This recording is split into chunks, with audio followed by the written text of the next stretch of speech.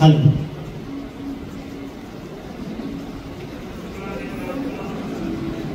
समता संघर्ष संघटन या निमित्तानेवरचं मी प्रथमतः उद्घाटन झालं असं जाहीर करतो. या विश्वाला विज्ञानवादी शांतीचा संदेश देणारे तथागत भगवान गौतम बुद्ध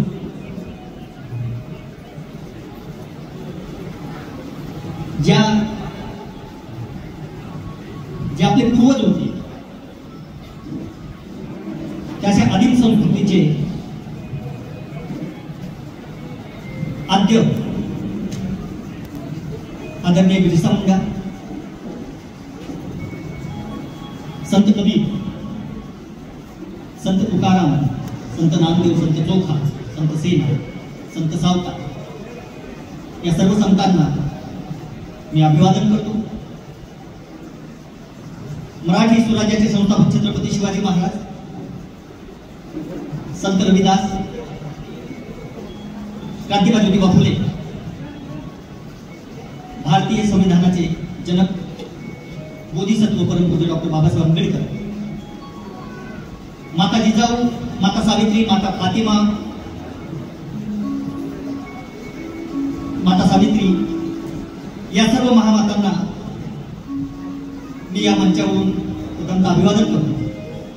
मित्रहो, माझ्यासारख्या लोककलावंताला या विचार मंचावरती उद्घाटक म्हणून तुम्ही बोलवलं आणि त्या योग्यतेचं मला तुम्ही समजलं.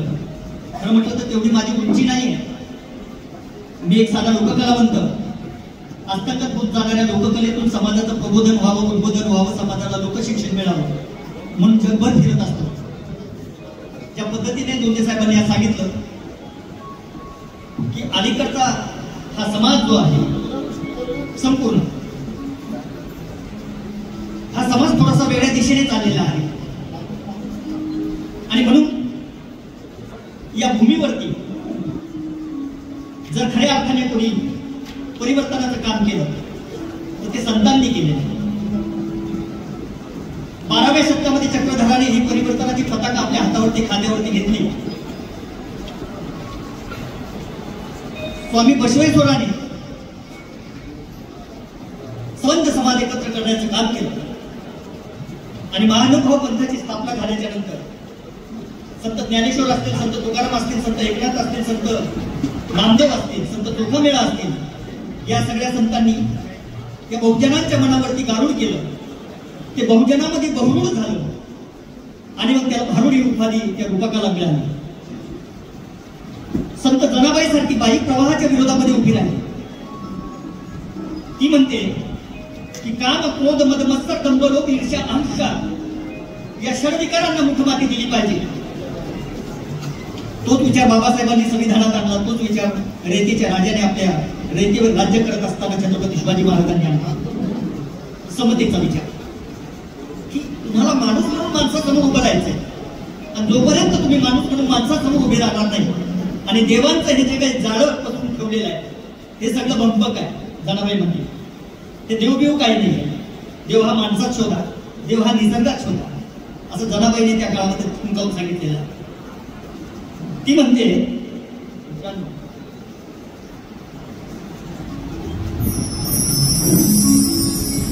अलंकापुरी पुण्यभूमी पवित्र, तिथे नांदतो ज्ञान राजा सुपात्र, तया धविता महापुण्यराशी, नमस्कार माझा सद्गुरू श्री ज्ञानेश्वराशी. जनाबाई म्हणते आज माझ्या बहिणीची, माझ्या आईची अब्रू चाललेली. आजच्या काळात जनाबाई जन्माला येणं खूप गरजेची. ही विकृतीला तिने त्या काळामध्ये खेचून टाकलेला आहे आणि ती विकृती कुठली होती?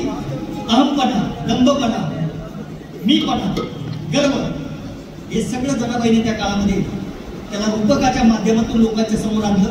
आणि जनाबाई म्हणते आणि खंडेराया तुला, आणि खंडेराया तुला करते नवस, आणि खंडेराया तुला करते नवस, करते नवस खंडेराया तुला.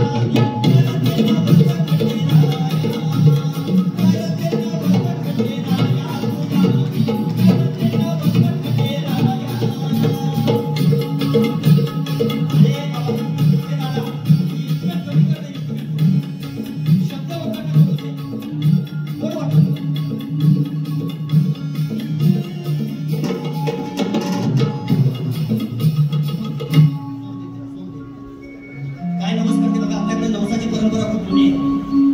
म्हणजे नवस केल्याशिवाय माणसाला चैनच पडत नाही. हा म्हणजे बकरं कापायचं देवाच्या नावाने, खायचं माणसाने. तू येतो का खंडोबा? ही जनाबाई अशी होती की विठ्ठलाला विठ्या म्हणायची आणि खंडोबाला खंड्या म्हणायची. आणि म्हणून खंडेरायाला सांगते ती, अरे नवस केल्यावर मिळू दे आसरा. अरे नवस केल्यावर मिळू दे आसरा आणि मरू दे सासरा खंडेराया माझा.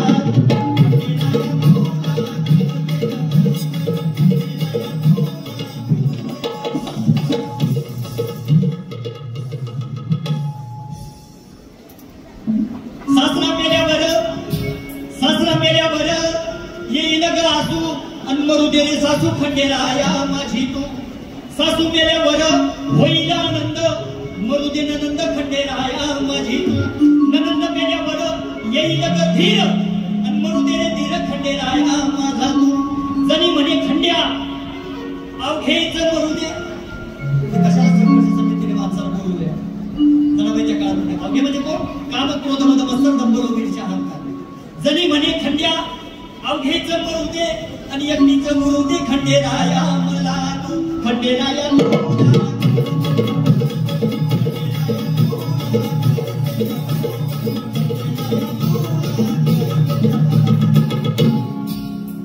माणसाला माणसाच्या पुढं माणूस म्हणून पुढं असं ते मी म्हणतो. आणि हे संतांनी सांगितले, संविधानाने ते सांगितले, आम्ही भारतीय आहोत. मी भारतीय एकटा नाहीये, आम्ही भारतीय आहोत. आणि जेव्हा आम्ही भारतीय म्हणून एकत्र येतो तिथे जाती नसतात. कारण ही भूमी ही संत संत आणि पंतांची भूमी आहे. इथे प्रत्येक 12 कोसावर भाषा बदलते. जशी भाषा बदलते तसा भाषेचा लहेजा बदलतो आणि जसा लहेजा बदलतो तशा इथल्या यात्रा जत्रा उत्सव बदलताना जगामध्ये कुठेही जा माणसाच्या भावना सारख्याच आहेत. परंतु तिची काही जाती तिची उतरंड आहे चातुर्वर्ण व्यवस्थेमध्ये. या उतरंडीने माणूस फोडला. आता दोन्ही साहेबांनी सांगितले यांचा संघर्ष आणि यांचा संघर्ष. पण हा सुद्धा माणूस म्हणून उभा राहिला आणि हा सुद्धा माणूस उभा म्हणून उभा राहिला तर निश्चितच या देशामध्ये या देशाची प्रगती होईल. नसता माणसापासून माणूस तोडला जाईल आणि माणसापासून माणूस विचाराने तोडल्या गेल्याच्या नंतर माणूस म्हणून तो उभा राहू शकणार नाही. त्याचं कारण असं आहे, तुमच्या हातामध्ये हे जे काही यंत्र आलेलं आहे त्या यंत्राने आपण ड्यूट झालो. घरातला संवाद संपलेला आहे. पूर्वीच्या काळी मुलींना मासिक धर्म प्राप्त झाला तर ती आपल्या आई बरोबर शेअर करायची, आपले विचार शेअर करायचे, बापा बरोबर बोलायची, बाप मुलाबरोबर बोलायचा, बायको नवऱ्याबरोबर बोलायची. घरामध्ये 4च माणसं आहोत आम्ही. आमच्या प्रत्येकाकडे मोबाईल आहे. घरामध्ये गेल्याच्या नंतर संवाद आता संपलेला आहे. आपण मोबाईलमध्ये गुंतलेलो आहोत आणि या नेटमुळे इंटरनेटमुळे आजच्या जागतिकीकरणाच्या युगात सुद्धा आम्ही विकृतीकडे चाललेलो आहोत. लहान मुलांना असलेले तुम्ही व्हिडिओ दाखवता आणि त्यांच्यावरती जर तुम्ही अतिप्रसंग करता तुम्ही चालला कुठे? तुमचं काय होणार आहे? आणि म्हणून संतांना पुन्हा जन्माला येणं खूप गरजेचं आहे. डॉक्टर बाबासाहेब आंबेडकरांनी सांगितलेलं आहे, शिका, संघटित आणि मग जर अन्याय होत असेल आपल्यावर संघर्ष करा. शिक्षण हे वाघिणीचं दूध आहे आणि जो कोणी प्राशन करतो तो कुरकुरल्याशिवाय राहणार नाही. माझ्यासारखा कमालगिराचा मुलगा एका कुठंही उगत नाही तिथे, तिथून संघर्ष करत करत आज मुंबई सारख्या ठिकाणी येतो आणि इथे आल्याच्या नंतर हे माझं समाजाचं ऋण आहे. मी तुमचा देणेकरी आहे. कारण बाबासाहेबांनी ते मला जे दूध दिलेलं आहे शिक्षणाचं ते मी प्राशन करून इथपर्यंत आलेलो आहोत. आम्ही नागसेन मनाच्या चळवळीमध्ये वाढलेली माणसं आहोत. डॉक्टर बाबासाहेब आंबेडकरांनी जिथे कुठे उगत नव्हतं तिथे ज्ञानगंगा आणली. निजाम स्टेट होता आमचं मराठवाड्यामध्ये. रजाकाराचा साल होता. बाबासाहेबांनी पत्र दिलं रजाकाराला, चिठ्ठी सांगतो जा मला एक विंग तयार करायची आहे औरंगाबादमध्ये शिक्षणाची. माझा समाज शिकेल आणि माझा समाज म्हणजे कोणता? फक्त महाराज नव्हे, तमाम शेतकरी, कष्टकरी, काबाड कष्ट करणारा गोरगरीब यांची मुलं शिकतील आणि मग ती प्रकृती समतेचा मार्ग लोकांना सांगतील. आणि म्हणून बाबासाहेबांची जी चळवळ आहे ही चळवळ लोककलावंतांनी जास्तीत जास्त पुढे नेलेली आहे. बाबासाहेब स्वतः म्हणायचे की माझी 10 भाषण आणि भीमराव कर्डकांचा एक जलसा. जलसा म्हणजे जल्लोष, उत्सव, विचाराचा उत्सव. जलसा हा शब्द आपला नाही, आपल्याकडे खेळ किंवा गंमत म्हटलं जायचं. जलसा हा शब्द अरबी आहे. तो अरबीतून पारसीत आला, पारसीतून उर्दूत गेला आणि उर्दूतून मराठीतून रूढ झाला. जलसा कहा जा रहे हो तो जलसा करने के लिए जा रहे. आणि म्हणून या बाबासाहेबांच्या चळवळीकडे त्या काळामध्ये लोककलावंत आकर्षित झाला, समाज सुधारक आकर्षित झाले. किरोबा घेगडे, किरोबा निर्भोवणे, किरोबा गायकवाड, भीमराव कर्डक, वामनदादा कर्डक, प्रतापसिंग दादा बोलोडे अलीकडच्या काळामध्ये या सगळ्या शाहिरांनी हातामध्ये व्यव उचलले. पण यांच्याही अगोदर बाबासाहेबांचं गुणगान करणारा किंवा बाबासाहेबांच्या विचाराची प्रसादी ही राजवाड्यामध्ये घेऊन जाणारा एक समाज होता, तो म्हणजे रायगड. कुठे त्याला रायंदर म्हणतात, कुठे त्याला बहुरूपी म्हणतात. ही मंडळी राजस्थानमधून उमट्यावर आलेली आपल्या महाराष्ट्रामध्ये. त्यांना कुठेही थारा नसायचा आणि म्हणून हे रायगड डायरेक्ट त्या काळच्या महारवाड्यात, आताच्या राज्यवाड्यात, काय बौद्ध वाड्यात त्यांना थारा मिळाला, चावडीवरती राहायला लागले. त्यांना वाटलं या लोकांमध्ये माणुसकी का आहे. त्यांनी त्याचा विचार केला, लोकांबरोबर संवाद केला. म्हणजे आमचा एक मसिया उदयाला आलेला आहे, क्रांतीसूर्य डॉक्टर बाबासाहेब आंबेडकर.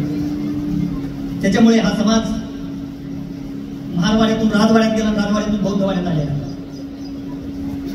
14 ऑक्टोबर 1956 ज्या वेळेला आम्ही धर्मांतर केलं तेव्हा आम्ही बुद्धिस्ट झालो. पण विचाराने आजही आम्ही महाराज आहोत. किती शिकलो ते, कर्मकांड करतोय, जातीयवाद करतोय, भेदभाव करतोय. बुद्धाने काय सांगितलं? विज्ञान, समता, समतेच्या मार्गाने आम्हाला जायचं. आणि म्हणून हे रायगड लोकांना सांगू लागले गावोगावी जाऊ, बाबांनो आम्ही कुठल्याही देशमुखाच्या वाड्यावर जात नाही, कुठल्याही मराठ्यांच्या घरापुढे जात नाही, त्यांना आम्ही धम्मदान मागत नाही. आम्ही राजवाड्यात येतो, आम्ही स्वाभिमानी आहोत, तुम्ही स्वाभिमानी आहोत. आता उष्टे खरकटे काढणं तुम्ही बंद करा. कारण बाबासाहेब कसे होते? तो नव्हता कुणाचा मिंदा, तो नव्हता कुणाचा मिंदा, माझा भीमराव रुपया बंधा. तो नव्हता कुणाचा, नव्हता कुणाचा, नव्हता कुणाचा मिंदा,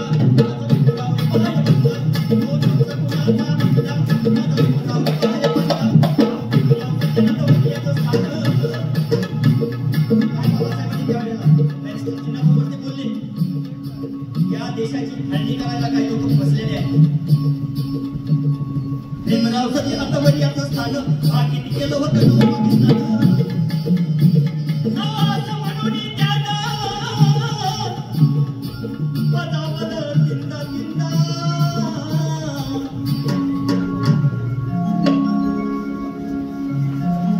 तो नव्हता कुणाचा मिंदा, माझा भीमराव रुपया.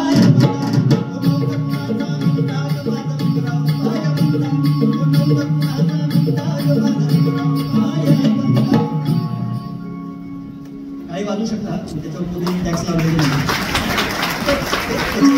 अशी गंमत आहे की इथे आपल्याकडे एक पिटोजेनिक व्हेन आहे, पटला तर वाजवा, नाही पटलं तर गप्प बसा. इथे एक पिटोजेनिक व्हेन आहे, ती टाळी वाजली की त्याचं घर्षण होतं आणि घर्षण झालं की ब्लड सर्क्युलेशन चांगलं होतं आणि ब्लड सर्क्युलेशन झालं की हृदयविकार होत नाही आणि माणूस मरतो. म्हणजे आपल्याला नको त्या ठिकाणी टाळ्या वाजवायची सवय पडलेली आहे. तर चांगल्या विधायक कामासाठी टाळी वाजली तर कलावंताला सुद्धा बरोबर काही चुकलं तर माफ करा. निखळ रंजनासाठी उदयाला आलेला तमाशा, तमोगुणाचा नाश करणारा तमाशा, हा भीतिक. आणि या भीतिक तमाशातून नंतर पेशवाईमध्ये त्याला वेगळं वळण लागलं. अंबट शोकील बाजीराव, त्या बाजीरावाने त्याला शृंगारी पार चढवला आणि काही बोटावर मोजून इतक्या ब्राह्मण शाहिरांना आपल्या राज दरबारी त्यांनी घेतलं.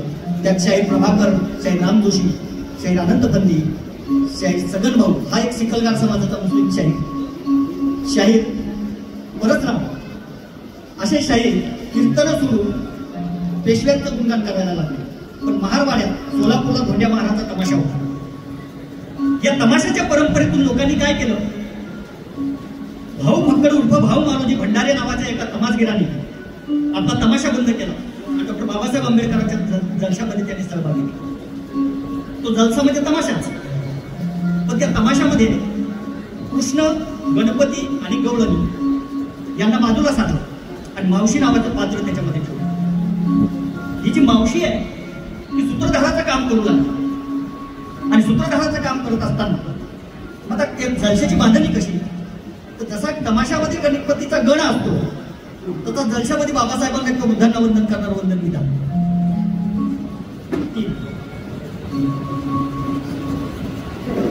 हे भीमराया रामजी तनया द्यावी मती मज नव तव गुण गाया भीमराया. याला म्हणतात महारी गायकी.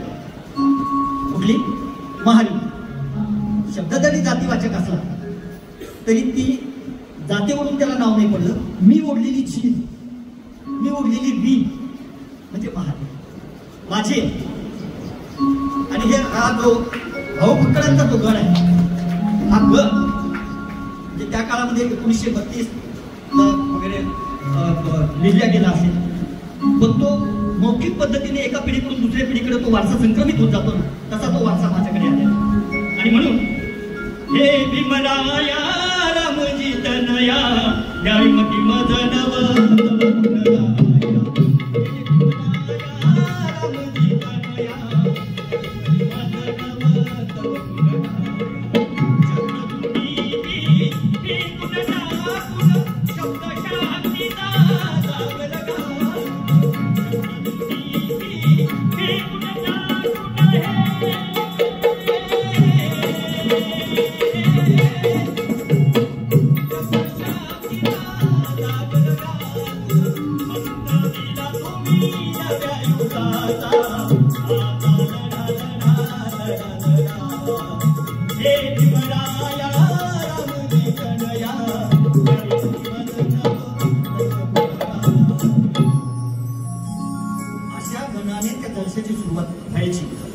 आणि मग ती मावशी मानवी भाष्य करायची. आता तिच्या बरोबर जो दुसरा साथीदार असायचा, का ग मावशी तू तमाशात होती, मग इकडे कशी आहेस? म्हणजे मला बाबासाहेबांच्या विचाराचा साक्षात्कार झाला. म्हणजे बाबासाहेब चमत्कार साक्षात्कार काही मानत नव्हते, पण मला एक सांग नाही, तुला तू बाबासाहेबांचं नाव घ्यायला ते विचार मंचावरती येऊ, तू तर मावशी बाई आहे, तुझ्या तोंडावर विषय कशा की म्हणे तरी काय ना बाबा, मी माझ्या बापावर गेले. म्हणजे पुन्हा बाबासाहेबांच्या विचारावरती गेले. महाडच्या 14 तळ्यावरती मी पाणी प्यायला गेले, मला तिथे येऊ दिलं नाही.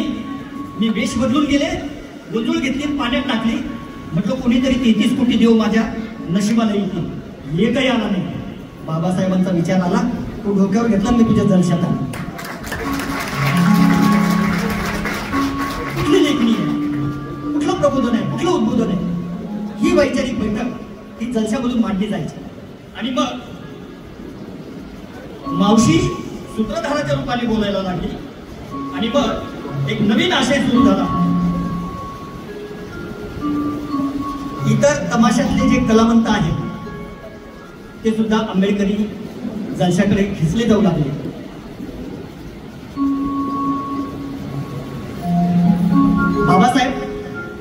बाबासाहेब पहिल्या गोलमेज परिषदेला गेले. बाबासाहेबांना विरोध झाला. बाबासाहेब तिकडे जाऊन काय बोलले असतील? बाबासाहेबांनी शेतकऱ्याचं, कष्टकऱ्याचं, दलितांचं, पीडितांचं, अस्पृश्यांचं, गाव गाड्या बाहेरच्या, तांड्या वस्ती पाल्यावरच्या लोकांचं म्हणणं मांडलं. या समाजाला कुठेतरी मेन स्ट्रीम मध्ये आणलं पाहिजे. बाबासाहेब तिकडे काय बोलले? त्या काळात पत्रकार नव्हते साहेब, पत्रकार आम्ही लोककला होतो. तो जायचा गावगाड्या बाहेर, तो सांगायचा बाबासाहेबांनी आज इथे असं भाषण दिलं. मुंबईच्या दबक चाळीमध्ये बाबासाहेब म्हटले, मोठी महासभा होती, बॅरिस्टर झिना त्यांच्या बरोबर होते. बॅरिस्टर झिनाच्या स्वागतासाठी मुशायराचा कव्वालीचा कार्यक्रम. बाबासाहेब म्हणाले की आपल्याकडे कोणी शाहीर नाही का, कोणी कलावंत नाही का. एक म्हण होती तेव्हा, महारा घरी गाणं, बामना घरी लिहणं आणि कुंड्या घरी गाणं. आज बाबासाहेबांच्या आशीर्वादाने महाराजच्या घरी शिक्षण आलं, गाणं आहे आलं, गाणंही आलं. आणि म्हणून तेव्हा वेगळे कुठले निरक्षर शाहीर. बाबासाहेब, तुम्ही गोलमेज परिषदेला गेला, तुम्ही तिकडे काय बोलात माहितीये? म्हणजे मी कवनातून सांगतो इथले. अरे महाराज पोर विद्यालय हुशार, विद्यालय हुशार. अरे महाराज पोर विद्यालय हुशार, विद्यालय हुशार, विद्यालय हुशार. विरोबा घेगडे बाबासाहेबांसमोर बोलतात 1930 ला. अरे महाराज पोर विद्यालय हुशार, विद्यालय हुशार. अरे महाराज पोर विद्यालय हुशार, विद्यालय हुशार.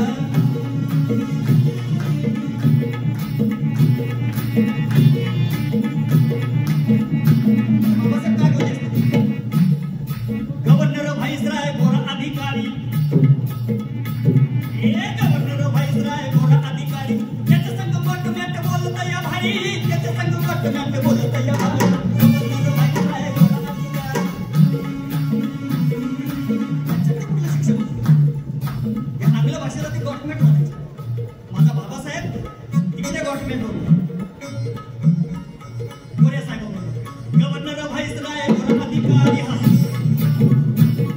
आणि गव्हर्नर व्हाईसराय गोरा अधिकारी.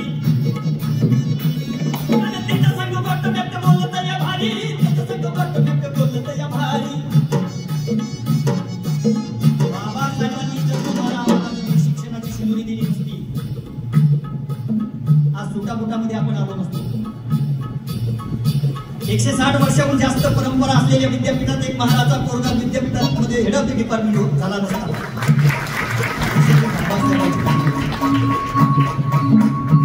आणि तो जो उच्चवर्णी उच्च शिक्षित बाबासाहेबांच्या विचारांची उतारणा करेल, याचा सर्वनाश सत्यानाश झाल्याशिवाय राहणार नाही. मी सांगतो गव्हर्नर व्हाईसराय गोरा अधिकारी.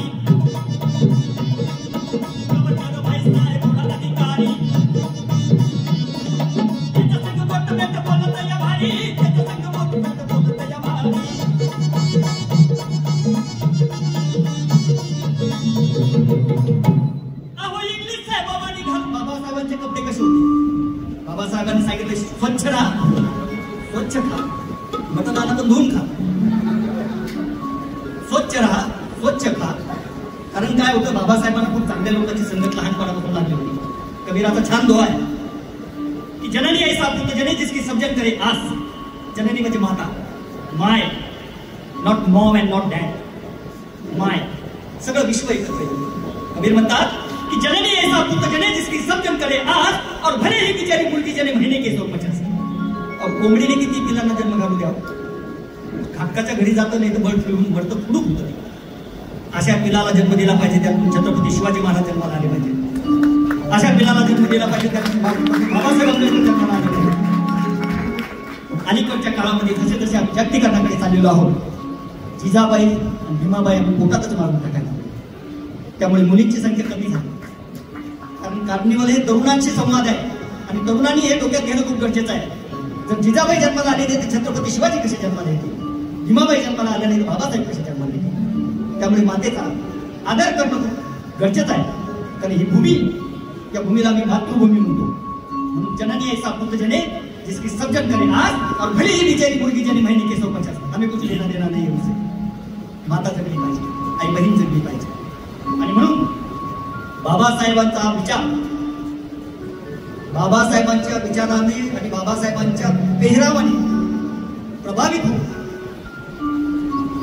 पेरुबा घेगडे म्हणतात, अहो इंग्लिश साहेबांनी घालून जार, विद्या घालून जार, आणि महाराज पोर विद्यालय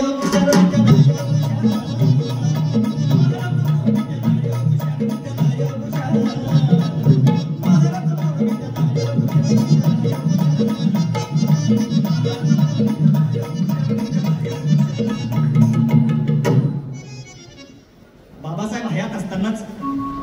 जो आंबेडकरी जलसा आहे ना हा संपुष्टात आला 1945. त्याचं कारणही असं होतं की दादासाहेब गायकवाडांनी त्यांच्या आंबेडकरी जलसे नावाचं एक पुस्तक आहे त्याच्यामध्ये लिहिलेलं आहे, प्रस्तावनेत. त्याचं कारण असं होतं की अनेक लोक या कर्मकांडाकडे, जातीयवादाकडे, अंधश्रद्धेकडे झुकायला लागले आणि देवांचं जे काय म्हणतात सगळ्या ठिकाणी सबसेंटर्स सुरू झाले. आणि मग कुणाला भजायचंय? सोमवारी जर आपण शंकराची पूजा केली तर मंगळवारी एखाद्या देवाला देवीला राग येईल, मंगळवारी एकाची केली तर बुधवारी एखाद्या देवाला राग येईल. तर प्रत्येक वाराला देव वाटून घेतलेले आणि त्यामध्ये समाज उभंगत चालला होता. या सगळ्या जलशांमध्ये काम करणाऱ्या लोकांनी पुढे म्हणजे प्रल्हाद शिंदे, विठ्ठल उमप, विष्णू शिंदे, विठ्ठल शिंदे, कृष्णा शिंदे, जे काही शिंदे फॅमिली आणि ती मंडळी सोलापूरमधून मंगळवेढ्यातून इकडे आली तुळशीवाडी. या लोकांनी जलसा करण्याच्या ऐवजी यांनी कव्वाल्यांना सुरुवात केली आणि कव्वाले ही व्यक्ती केंद्रित व्हायला लागले. म्हणजे बाबासाहेबांचा विचार राहिला वेगळा आणि तो त्या बाईला काहीतरी बोलणार, मग ती त्याला काहीतरी बोलणार आणि ज्या गोष्टीसाठी त्याचा जन्म झाला होता तो जलसा मेला. आणि ह्या कव्वाल्या, त्या कव्वाल्याही खूप दिवस टिकल्या नाही. आजकाल तर काही वेगळंच चाललेलं आहे, बाबूराव बोलतो, कोण कोण बोलतो, आता विचार काही राहिलेला नाही. पण ती आई शेतामध्ये काम करत असताना बाबासाहेबांचा विचार सोन्यासारखाच होते. काय म्हणते ती? अन सोन्याचं बंधन हळदी कुंकानं घाशीन, अहो सोन्याचं बंधन हळदी कुंकानं घाशीन, हळदी कुंकानं घाशीन,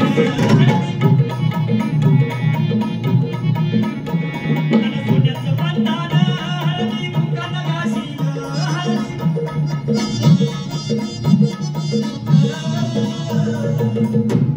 माझ्या भीमाचा प्रसाद खोबरं, वाटी, रेवड्या, फुटाणे, कोंबडे, बकरे नाही विचारतात. माझ्या भीमाचा प्रसाद, माझ्या भीमाचा प्रसाद उभ्या गणीन वाटी नागबाई, माझ्या भीमाचा प्रसाद उभ्या गणीन वाटी नागबाई.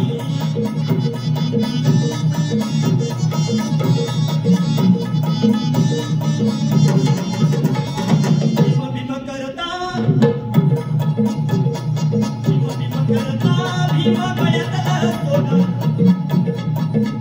आहो भीम भीम करता भीम गळ्यातलं सोनं, भीम गळ्यातलं सोनं, भीम गळ्यातलं सोनं. संविधानावर घाला घालण्याचा प्रयत्न करतायत लोक. इतकं सोपं थोडी. संविधानाला ती बाई तिच्या नजरेतून पाहते बाबासाहेबांचं संविधान काय. असं सोन्याला लागे ऊन, असं सोन्याला लागे ऊन, किती झाकू मी पदर बाई, असं सोन्याला लागे ऊन. ही तुमची आमची जबाबदारी आहे, तुमची आमची जबाबदारी आहे. आणि अशा संघटनांमधूनच कुठेतरी आपल्याला उभं राहणं गरजेचं आहे वैचारिक दृष्ट्या.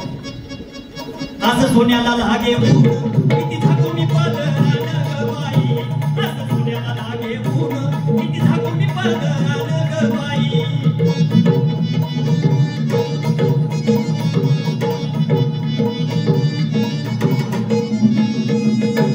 आणि भीम भीम करता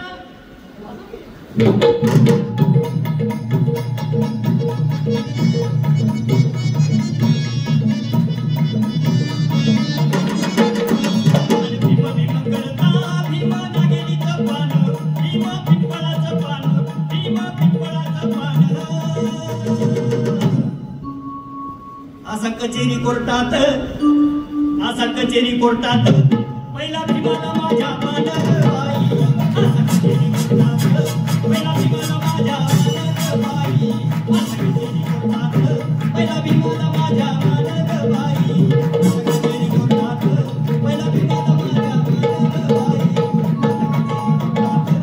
पहिला भीमाला माझ्या मानबाई.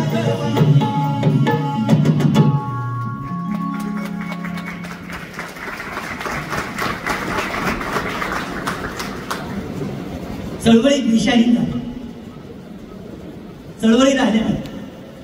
आणि चळवळ तेव्हा निर्माण होते की जेव्हा समाजामध्ये समस्या असते. आज असंख्य समस्या समाजात आहेत. म्हणजे आपल्यावरती अनेक लोकांनी, परकीयांनी आले, राज्य करून गेले. काही बरे वाईट संस्कार सुद्धा आपल्यावर त्यांनी सोडले. आणि या बऱ्या वाईट संस्कारामधून आपण शिकत गेलो. म्हणजे भारतीय स्वातंत्र्याची चळवळ असेल, आमच्या मराठवाडा मुक्ती संग्रामाची चळवळ असेल, म्हणजे 15 ऑगस्ट 1947 भारत देश स्वतंत्र झाला आणि 17 सप्टेंबर 1948 मराठवाडा निजामाच्या ताब्यातून मोकळा झाला. बघा, पुढे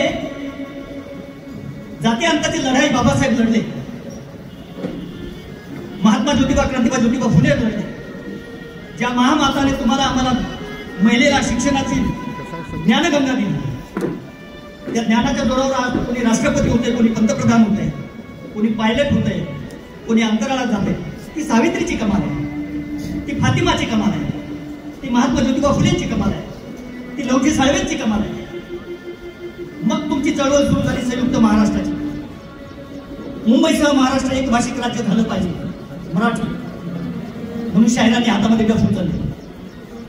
शाहीर अमर शेख, शाहीर धना गव्हाणकर, शाहीर आत्माराम पाटील, शाहीर चंदू भरतकर, शाहीर कृष्णकांत जाधव, साहित्यरत्न अण्णाभाऊ साठे, सेनापती बापट, कॉम्रेड डांगे, जंगम स्वामी, आचार्य आत्रे यांच्या सभा जर कधी गाजवायच्या असेल तर हे शाहीर तिथे जाऊन आधी ललकारी द्यायचे आणि मग त्यांच्या सभा गाजत असायच्या.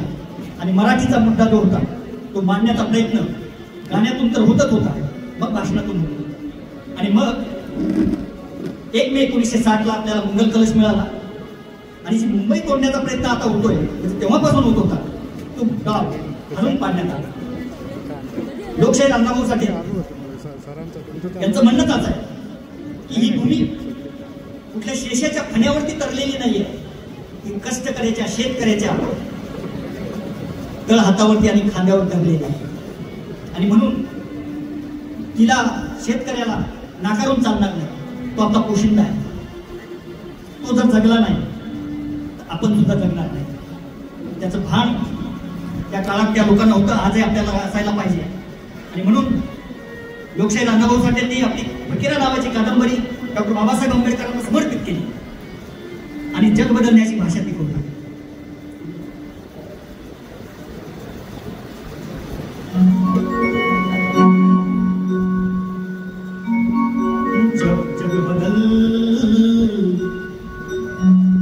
जग बदल घालुनी का सांगून गेले मला भीमराव. जग बदल घालुनी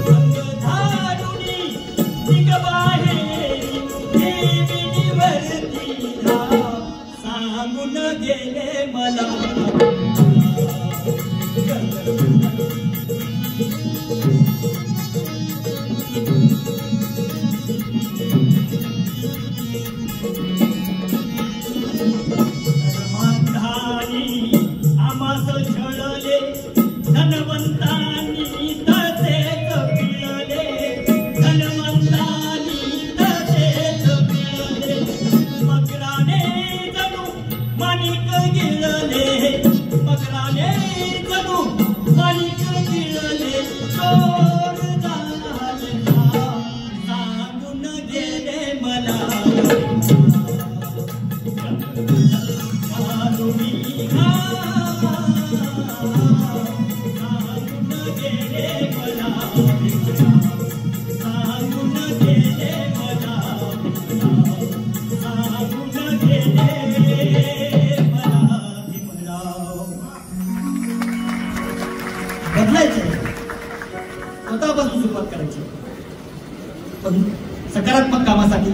विधायक कामासाठी बदल खूप आवश्यक आहे आणि तो शाहिरांनी लोककलावंतांनी मांडण्याचा प्रयत्न केला.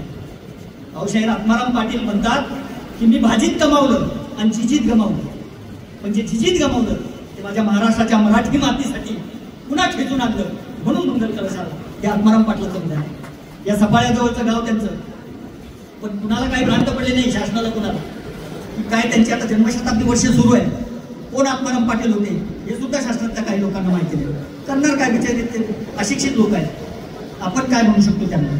आमची बरोबर असते की हा उपेक्षित लोककलावंत जो परिवर्तनासाठी समाजामध्ये जाऊन त्यांनी उद्बोधन प्रबोधन केलं, लोकांना लोकशिक्षण दिलं, अशा लोकांना कसं काय विस्मरून चालायचं? आणि म्हणून मुंबई विद्यापीठाच्या त्या लोककला अकादमीमध्ये शाहीर अमर शेखांच्या नावाने आम्ही एक संशोधन केंद्र सुरू केलं की अस्तंगत होत जाणाऱ्या लोककलांचं जतन आणि संवर्धन झालं पाहिजे.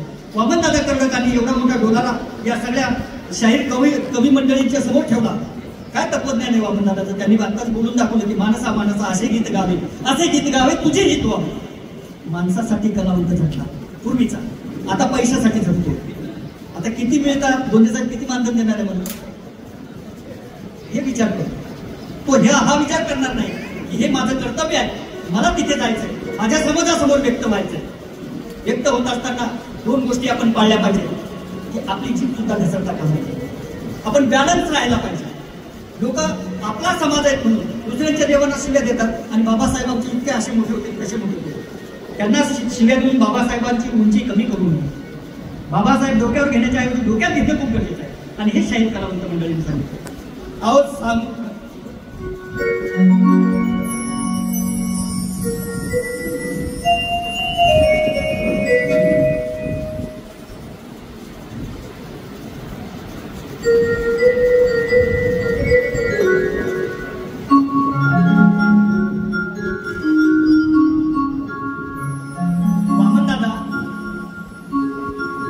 वामनदादांचं काम असं होतं, जायचे कार्यक्रम करायचे आणि साथीदार लोक जे आहेत त्यांना पैसे देऊन घरी यायचे.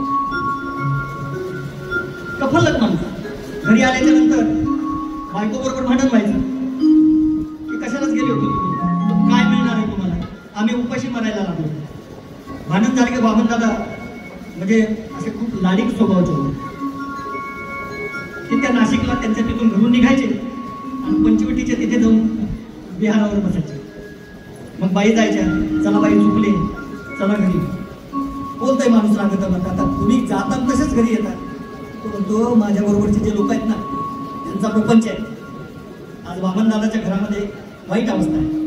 रवींद्र कर्डक हा त्यांचा मुलगा, पण काय पदरात नाही पडले. पण वामनदादाने जे कमवलं ना ते कुठल्याच लोककलावंताला कमवता येणार नाही. एवढी मोठी प्रॉपर्टी वामनदादाच्या विचारांची आहे. आता बाबासाहेब वामनदादांनी पळून पिले. का बौद्ध धर्म, का माणूस, गझल सांगू नका, कवाली सांगू नका, कविता सांगू नका, पोवाडा सांगू नका, शायरी सांगू नका,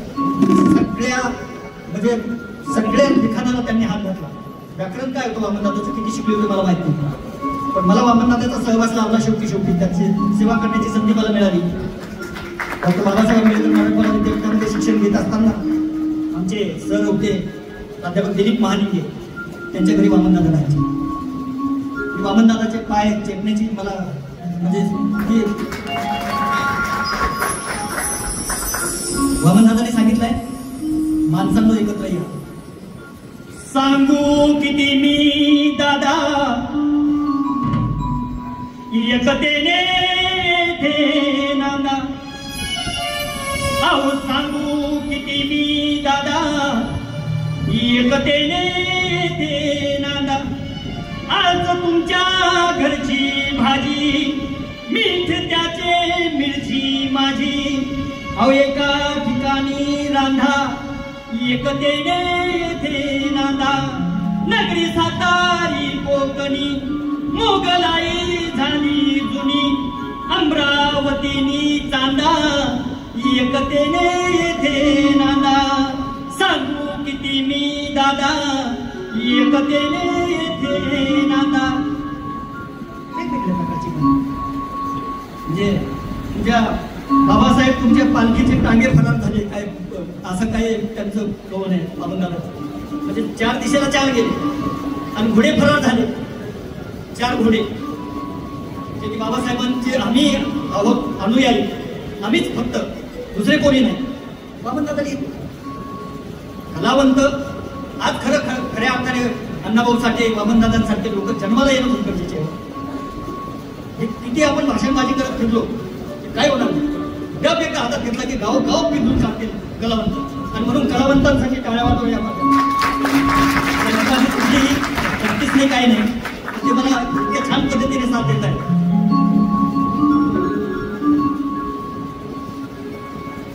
वामनदादासारखा खंदाशाही तुझे अण्णाभाऊ साठे, आणि अण्णाभाऊ साठेंनी त्या काळात या भूमीला महिन्याचा दर्जा दिला. बघा, वाटेगाव सारख्या ठिकाणी येऊन कोळसेवाडीत कल्याणला थांबून नंतर मग कम्युनिस्ट पार्टीमध्ये जाऊन अण्णाभाऊ साठेंनी या मराठी भाषेसाठी, या मराठी मातीसाठी खूप मोठं योगदान दिलं आहे. आणि म्हणून या भूमीला त्यांनी महिनेचा दर्जा दिला.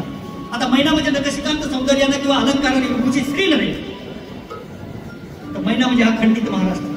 कारवार, निपाणी, डांग, उंबरगाव, भालकी या कर्नाटक बॉर्डरवरचे जे गाव आहेत, हे गाव आजही आपल्याला म्हणतात की आम्हाला तुमच्यात घ्या, परंतु ते अजूनही होत नाहीये. अजून संयुक्त महाराष्ट्र झालाच नाही तसा. या गावांना आपल्यामध्ये सामावून घेतलं पाहिजे. माझी मैना गावावर राहिली, माझ्या जीवाची होती गायली. माझी मैना गावावर राहिली, हो माझ्या जीवाची होती गायली. माझी मैना गावावर राहिली, माझ्या जीवाची होती गायली.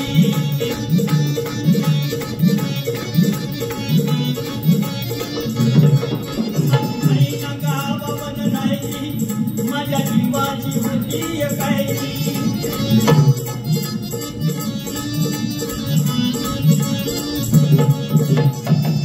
कशी होती मैना? उत्तम रंग भाळ चंद्राची, अनुदात गुणाची, मोठ्या मनाची, सीता ती माझी रामाची. हसून बोलायची, मंद चालायची, सुगंध केतकी, आणि घडीव पुतळी सोन्याची, नव्या नवतीची, काळी दवण्याची, निघुआ कमान हिरकणी हिऱ्याची, काठी अंधळ्याची, आणि तशीच ती माझी गरीबाची मैना रत्नाची खान.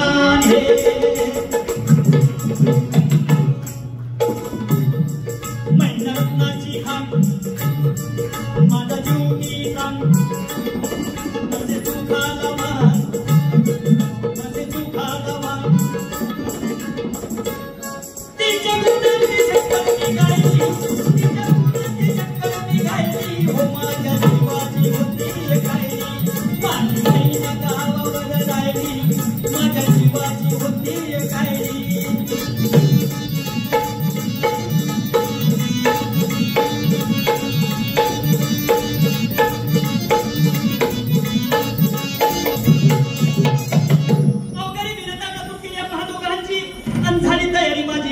जाण्याची वेळ होती ती भल्या पहाटेची, बांधाबांध केली भाकरी तुकड्याची, गावीत निघाली मैना माझी चांदणी शिवराची. गावकरीला तत्परी कोमजली तिच्या अंतरीची, शिकस्त केली मी तिला पत्राची, वचनाची, दागिन्यानं पडून काढायची, बोली केली शिंदेशाही तुड्याची. साध्या कोणापुरी बदलती, गळ्यात माळ पुतळ्याची, गाण्यात मोकळं, पायात पाकळ्या, दंडात तिला नाकात सर्जाची. हेच तर रॅप आहे, हे खरं रॅप आहे. हे रॅप आहे, याला तरुणांनी विसरून चाललं. हे ऑर्नामेंट्स माहिती आहेत का? आई आजकालच्या बायकांना हे ऑर्नामेंट्स माहिती आहेत का? माझी बायको आता टिकली लावायला लागली, गावातली आहे. मुंबईत आली तेव्हा एवढी टिकली लावायची, आता ती टिकली थोडी बारीक झाली, नंतर पुन्हा बारीक झाली, आता ती दिशेनाशी झाली. ती टिकली जशी बारीक व्हायला लागली तसा मी बी बारीक व्हायला. काय करायला लागली पाहिजे? काय नाही म्हणे, आपल्याला कपडे आणायचे भीम जयंतीला. हे घ्या पैशांचा घेऊन या. गेल्या आणि पांढरा ड्रेस घेऊन आल्या तर आल्या, त्याला बाह्यात नाही. हे काय विशेष कार्यकारी दंडाधिकारी? हा म्हणे चंदनशिवाय जगभर फिरतात. तुम्हाला माहित नाही याला शिवलेस म्हणतात? अगं बाई, म्हटलं तू याला म्हणते शिवलेस, पण याला हात का नाही शिवलेस? हात उंचावून उभी ती राहिली, हात उंचावून उभी ती राहिली, हो माझ्या जीवाची होती गायली. माझ्या गावावर राहिली, माझ्या जीवाची होती गायली.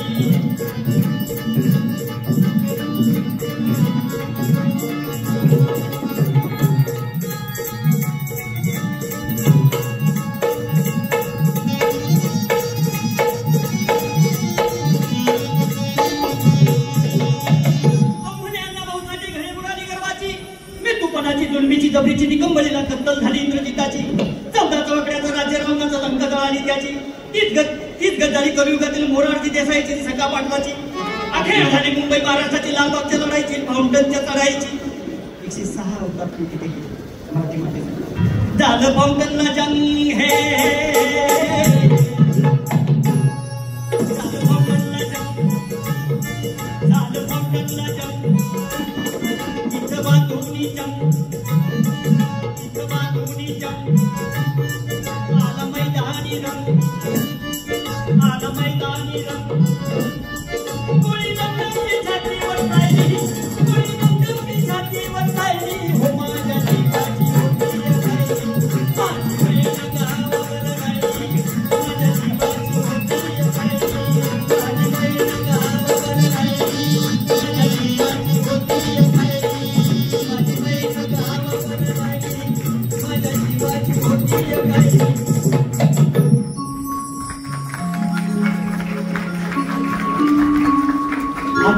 आज या विचार मंचावरती आपण मला इथे बोलवलं, मला सन्मानित केलं.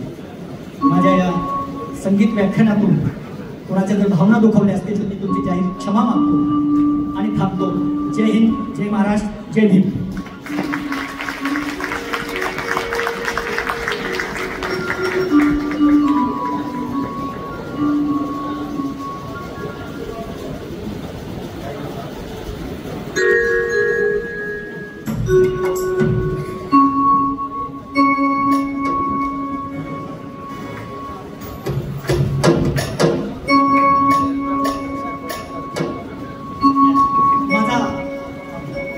माझ्या अनेक सिनेमेमध्ये मी गातो, पण त्यातल्या त्यात एक सिनेमा होता बाजीराव मस्तानी.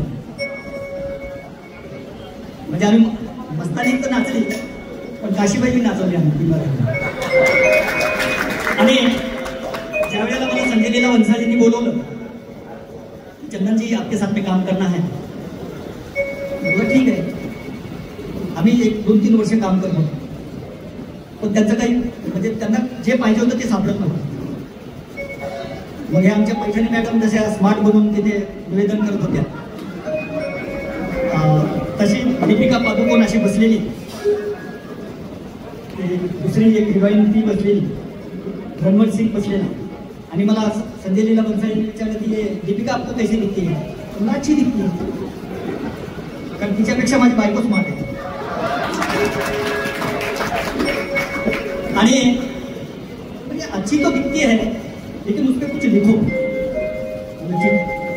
तिथल्या तिथे कवन लिहिलं आणि ते लॉक झालं.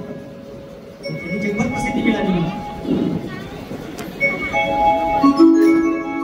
नभतून आली अप्सरा, हे नभतून आली अप्सरा, अशी सुंदर साधक चौकून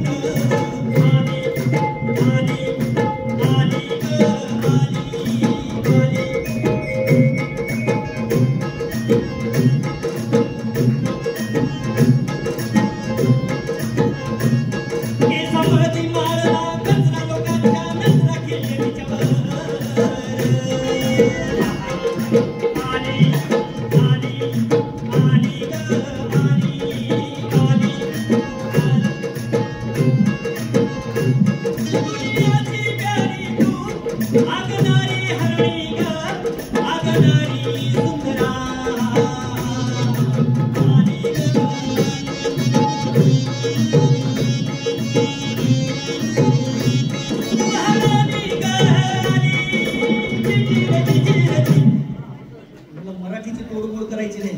मी मराठीचा उपासक आहे. तुम्हाला हिंदीत काय करायचंय पुढे करा.